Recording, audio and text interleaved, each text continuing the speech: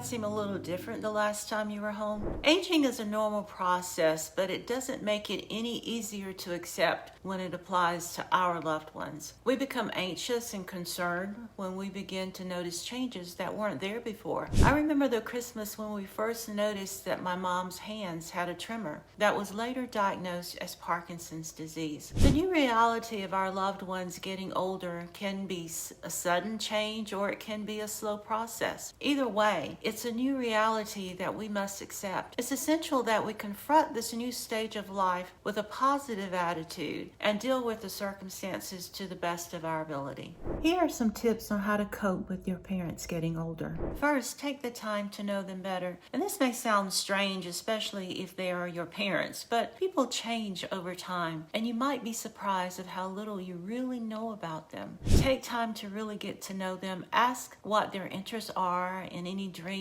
they might have, such as items on a bucket list that have not yet been completed. No matter what our age, our dreams and goals can change. Second, don't bottle up your emotions. Dealing with aging parents can be stressful and challenging as you are entering into uncharted territory. It's important that you recognize your needs as well. Build a support system around you and seek help from other family members. Third, set some boundaries for yourself. Dealing with aging parents can be incredibly demanding, depending on their health and limitations. And although your parents are a great part of who you are, you can't allow them to take over your life. If you need help, make sure you seek out others to help you along this journey, and don't bite off more than you can chew, as you could risk burning yourself out and making matters worse. And the next thing is choose your battles wisely. If you're dealing with difficult parents, you need to understand that not every issue is worth fighting over. Sometimes walking away is the best answer in order to maintain peace. Instead, only deal with those issues that are truly important